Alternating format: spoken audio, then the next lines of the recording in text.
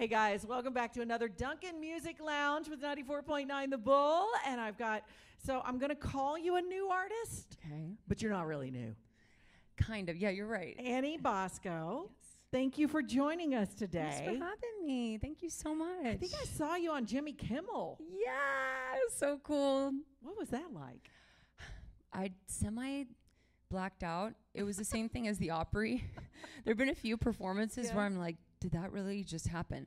I was so excited. I slept 1 hour the night before. I was also painting my boots silver because I'm sponsored by Area and I had to rep Area boots, but I didn't have silver. I needed silver for the performance. It was so fun. It was so cool. Their production is amazing. Yeah. They're such awesome experience. So what is that like when you get the call? Yeah.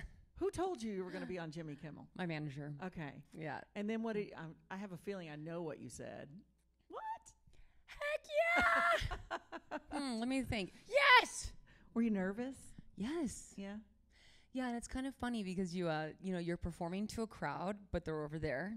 But you have to look this way to look at the camera. Right. But like there's 20 people over there, that are screaming and, It's going a crazy. small stage, right? It is. Yeah. It's very small.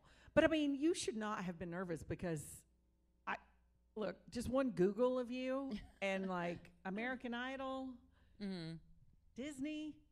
American Idol's a past life. I made it to American, not Idol. You didn't get to Idol? No. No, I'm just American. We're going to scratch that for the record. But oh, no. I want that as a TikTok soundbite right there. I want that clip, just that. You're just and the I'll American. tag them. I'm going to tag 19 Entertainment and let them know. Thanks, guys, for making me American. But you started singing when you were how old? My mom said I was in the crib, just like, making noises. She's like, you were literally singing. It was like you were always making noises, and we knew that once I could sing, I was probably around 5. So they say, allegedly. Really? I've never seen it, but they say I was. Yeah. And and years later pursued it professionally because I think I didn't really have an in. It wasn't like anybody in my family was really musical or knew anything about the business. My dad was in farming. My mom was a stay-at-home mom of 5, and so it was just sort of like something I knew I always loved to do, but as far as how to go about pursuing it, right, that was sort of an enigma. And then once I had a license, and then I moved to Nashville. So your parents are a big part of your career and very supportive. Huge supporters. My siblings, they're all my number 1 fans. Yeah. Yeah. Where are you originally from? I'm from Ventura County, California, if you know where that is. Okay. Southern. If you're going like north of LA, south of San Luis Obispo. Okay. So what was the country music scene when you were growing up?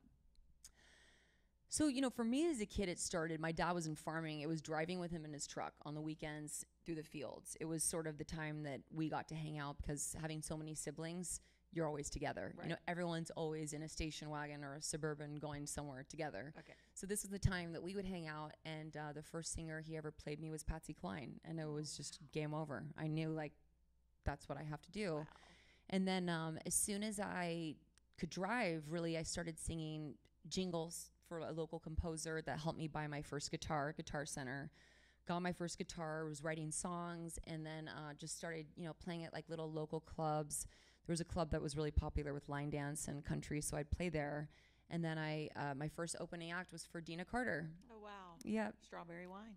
Hey, the Did I Shave My Legs album changed my life. That album changed my life. I told her, I was like, every song on that record Right. was so good. And she was such an inspiration for women in country music at that time. She was just out there and going for it and didn't wear shoes. She was barefoot on stage. I'll never forget. I'm like, she's barefoot. She's so cool. Like, just didn't care and was so sweet. So you just signed a record deal. Yes. This like within the last how many months? 8 months. 8 months. Yeah. But you've been going at this for how So many long. years? Like So long. Many moons. Yeah. No, but that's great because we heard Lainey Wilson when she won the Entertainer of the Year award talk about how people think she's an overnight success, but she'd really been in Nashville for over a decade. Like 14, 15 years. Yeah. And that's kind of your story as well. Yes. Yeah, and I love her. We played a showcase together right before the pandemic.